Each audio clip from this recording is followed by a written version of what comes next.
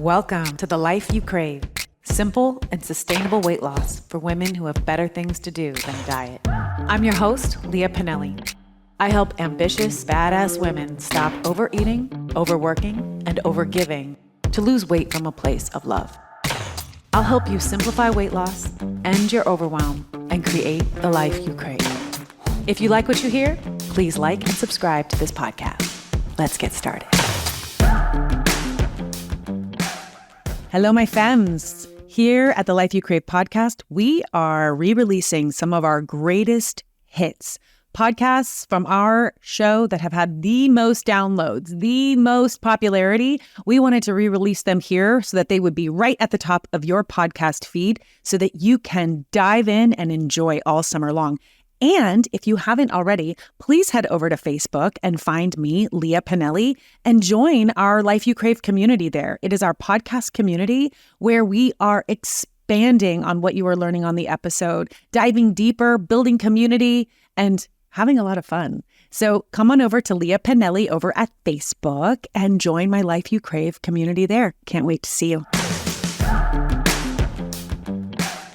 Hi, lovelies. So if you are somebody who struggles to exercise regularly and you're really worried that it is sabotaging your weight loss goals, I hear this time and time again where people will say to me, I just need to exercise more. I just need to stick to my work. I just need to work out more. I am going to tell you what the problem is with exercise and why it doesn't actually get you the weight loss results that you're after. I'm also going to explain to you why you can give up your exercise routine completely if it is something that you don't really love doing and still lose weight. And then the third thing that I'm going to share with you tonight is if you want to be exercising, I'm going to give you some really clear metrics for why you should be exercising in the first place and how to choose the best exercise for you. So let's dive in. So as I've been talking about for the last few weeks, I teach some essentials for weight loss. The first that I talked about 4 weeks ago was about sleep and how crucial sleep is in order to meet your weight loss goals and to live your best life and to feel healthy and well. The second was around awareness, becoming aware of your thinking through meditation and journal writing. The third thing that I talked about was the importance of planning your meals and planning what you're going to eat ahead of time so that you are always eating in a way that feels good and feels like love and supports your weight loss goals if that's a goal for you. The next thing that I want to talk about, this is the fourth thing I'm going to talk about, which is about exercise. And it's really the myth of exercise. There is a fifth essential to weight loss, but that fifth essential is one that I will talk about at a later date. So let's just leave that for now. And now exercise, it's a bit of a misnomer because exercise is actually not essential for weight loss. And in fact, if you're somebody who's been stressing about exercise and how you think you need more exercise in order to meet your weight loss goals, I have really good news for you. The truth of the matter is not only does exercise not actually help you to lose weight usually, but it actually can sabotage your weight loss goals. And here's why. Most people, when they are exercising for weight loss, they are doing things that, experts have said are the types of exercise that you need to do for weight loss. So they're pounding the pavement, they're running, they're sweating, they're pushing, they're lifting, like they're doing all of this really like aggressive, sweaty, uncomfortable stuff, right? And they might actually feel kind of good when they're doing it and afterwards because we know that exercise releases endorphins, which is awesome and we want that.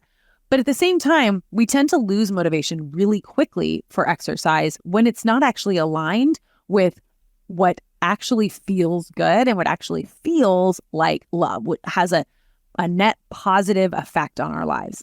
So here's what I mean by that. This is why gym memberships skyrocket in January and then they're like dead by March.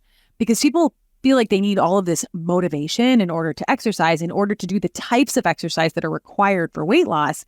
But that type of exercise is so demotivating and it doesn't feel great and you don't really want to be doing it in the first place, but you're doing it from this place of obligation, thinking that you have to be doing it. And so what that then creates is a sense of obligation mindset where you have to kind of push yourself to do it. And eventually willpower runs out. Right? Motivation runs out, especially if it's not something that you are intrinsically motivated to do. So what does this have to do with sabotaging weight loss goals? Well, what happens is when we push ourselves to do something that we didn't really want to do in the first place, and that we're not actually enjoying while we're doing it, when we're done with it, our brains kind of tell us like, wow, that was really hard. You worked really hard. You deserve a treat. You deserve a reward. You need extra food. You need a certain type of food. You need to eat this gel thing or this powder thing or whatever it is. And our brains start to rationalize adding more food into our diets, and especially eating foods that maybe we wouldn't have eaten had we not worked out. Like, eating that brownie after a workout, because you think, oh, I worked out, I can afford to eat this. I work out, so I can eat this now and work it off tomorrow. We start to create a transactional relationship between exercise and food. And we think that we can burn off or work off what we ate. But research also shows that we actually can't, that we can consume far more food or calories than we can actually burn off in any given workout. So why this matters is because our brains are sneaky, and our brains will convince us that we should eat differently because we are working out.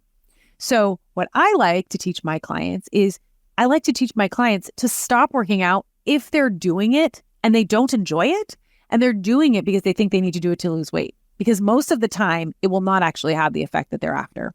When exercise is punishing, when it is transactional, it not only does it feel terrible and our brains tell us that we need some kind of reward, but also what ends up happening is we're actually then releasing more cortisol, which is the stress hormone, than we would if we weren't exercising at all. And cortisol prevents weight loss. Just having excess cortisol in your bloodstream will prevent weight loss in and of itself. And then there's that thing called stress eating, right? Which then we feel like we need to kind of counter all that cortisol in our bodies by going for foods, especially rich, maybe sugary, delicious foods in particular. So that is why, like I said, I tell my clients to stop exercising if that's what they're exercising for.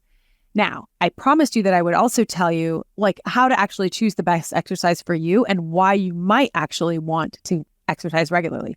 If you know me, you know that I actually exercise every single day. I love walking, I do strength training, and I do yoga every single day. So I'm not bashing exercise, and I'm definitely not saying that it's not a good idea. It is a great idea, but only if you are doing it because you love yourself. Only if you're doing it because it feels good to you. Only if you're doing it because you really love the benefit from it. So here are some great reasons to exercise. 1, for mental health. So for me, my daily walks outside are 100% non-negotiable. I need the sunshine. I need the movement. I need the time alone. I need to clear my headspace. It is for mental health. I love that there are physical benefits to walking every day, but that is not my main driver, my main motivation for going on my walks. So mental health is huge, and there's tons of research to support that. Next is there are physical fitness benefits, right? I strength train for the physical benefit, not of losing weight or keeping it off, but from as I age, I want to be strong, right? I want to be healthy. I want to build strength in my body. I don't totally love strength training, but it's not miserable. I'm not pushing myself. I don't need tons of motivation to do it. And it feels really, really good during and after. And I love the benefit of being strong, right? Again, nothing to do with weight loss. It helps us with sleep. A regular exercise helps us sleep better, and I love sleep. So it's another great reason. Regular exercise helps us with managing stress levels. So those are all great reasons, and there's so many more, but there's so many great reasons to actually exercise on a regular basis. And weight loss is not one of them. And in fact, like I said various times in this live, it can actually sabotage your weight loss goals. So here's my lovely advice to you at the end of this live tonight. I have shared with you a little bit about what the problem with exercise for weight loss really is. I've shared with you some reasons why you might actually want to exercise that have nothing to do with weight loss. And the last thing that I will say to you is that when you incorporate exercise into your life in a way that feels like love, right? In a way that you're doing it for all of the other benefits besides weight loss, you then don't need any kind of reward with food. You don't need to change the way that you're eating. You don't need to add some protein shake or whatever it is just because you're exercising. You can continue eating the way that you enjoy eating, the way that allows you to live at your natural weight, and also exercise for the pure benefit and joy of exercise and not for the purpose of weight loss. So what is your favorite form of exercise? Does it feel like love? And if not, what would you change about your current exercise routine so that it would feel like love? All right, you guys, that's it. And I'll see you all next week. You've been listening to The Life You Crave. I lost 30 pounds years ago without dieting, willpower, or deprivation. I'm on a mission to help other women, including you, do the same. You can book a free weight loss strategy session with me over at leahpinelli.com. That's LIAPINELLI.com. See you on our next call or on the next episode. And remember to like, subscribe, and leave a comment on iTunes.